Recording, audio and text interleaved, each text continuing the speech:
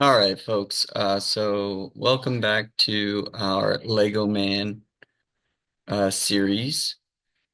So in this episode, we're going to start rigging our Lego character. If you completed my blocky character set of videos, we are going to rig kind of like that one, um, except for the fact that we'll have a controller that does the head, the wrists, the legs, the body, but then we'll also include an elbow controller. So we'll have the ability to pivot on the shoulder, the elbow, and have the wrist do some stuff. Um, so first things first, let's go ahead and do File, Open Scene. Now, I've already created my new one, but you're going to want to open Lego Man 5, and I'll go ahead and do that as well. Then I'm going to do a File, Set Project. And I'm going to look for my Lego Man folder and hit Set. Then I'm going to do File, Save Scene As, and call it Lego Man 6. Finally, I'm going to go ahead and up in the top right where it says Workspace, go to General, and then tell it to reset current workspace. And now we are good to go. So first things first, we're going to create the controllers that we're going to use. So I'm going to go up here to the top, make sure I'm on modeling, and then click on this curves tab. And I'm going to click on this NURBS circle. If you've seen my other videos, the NURBS, they are able to show up when you're working in your scene view, but when you render, they do not show up. That's why they're great to have as controllers. And they can stick further outside of your character so that you can adjust or animate the joints a little easier without having to actually go inside the character. So we created our first one. I'm going to go ahead and call this one Head Control. If you do not see your outliner, go up to Window, Outliner, and I'm going to press spacebar to go to quad view. And from above, I'm going to try to center this as best as possible inside the head. Then I'm going to scale it up so I can see it pop out of the head so it's easy to grab. And then finally, I want to put it kind of towards the bottom of where the head model or mesh is. All right. Now, because that one's already kind of posed the way I need it, I'm going to go ahead and hit Control D, and I'll call this one Waist Control. In the front view, I'm going to go ahead and pull that down to where his waist would be. And obviously we need to scale it up some. And I will actually scale it long ways and make it skinnier to kind of follow the shape of our character.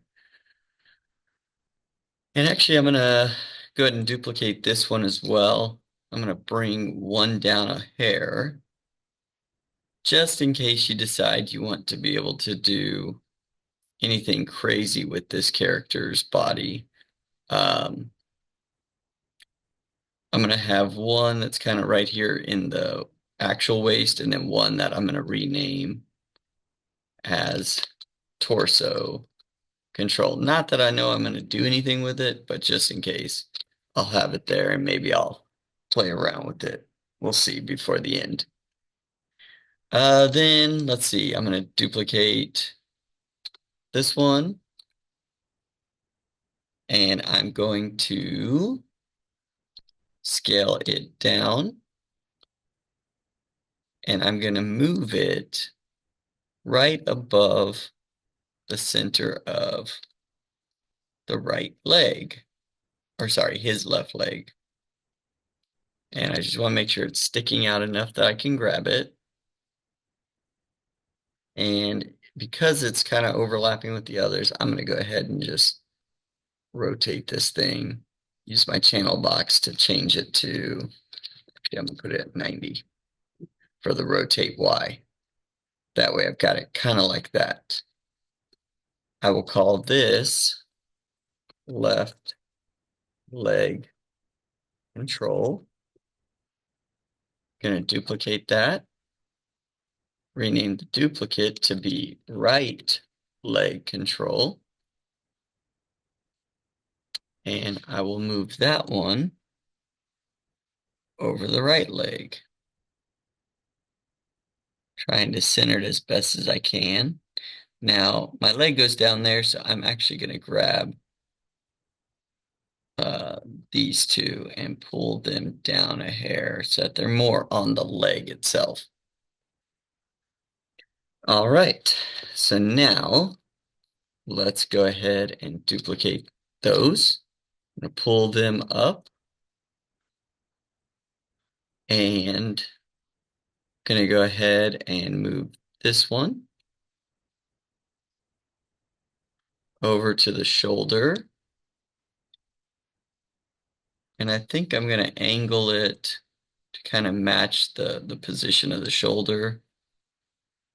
Try to center that square in the middle of it. So that one wound up rotating to 20.997. So I'm going to go ahead and bring this one over, put it in the center, and I think that should be negative 20.997 on the X rotation. So now I can call this one right shoulder control. And then I'll call this one left shoulder control. I'll go ahead and select both of those, duplicate them by hitting Control D, bring those down to the elbow area. May have to use my side view a little bit. I think I'm going to bring these back to 0 for the X rotation.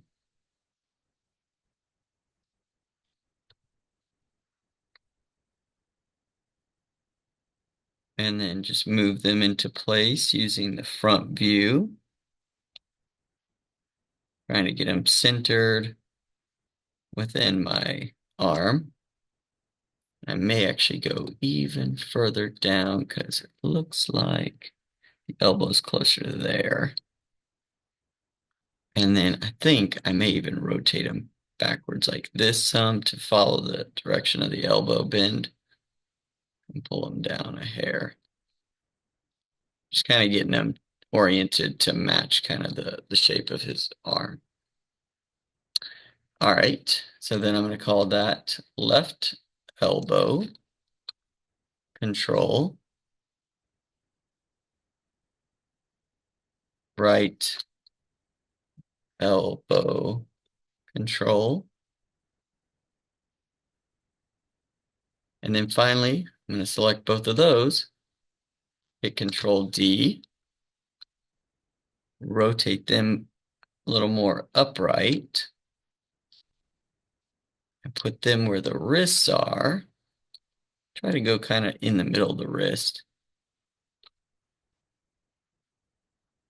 In the front view, move them over a little bit to match more into the center of the wrist.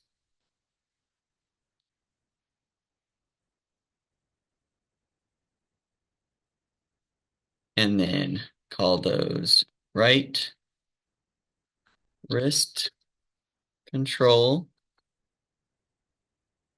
and then left wrist control. And, oh, we need, finally, we're going to grab this one since it's the flattest of all of them. Duplicate it, drag it all the way down to the ground below our character's feet. Scale that up to fit the entire character. We're going to call that root control. All right, so now we've got our control set up. Because we don't need these anymore, I'm going to go ahead and turn this V off on references over in our channel box display. And I'm going to go ahead and do a file, save scene. And now we've got our controllers ready.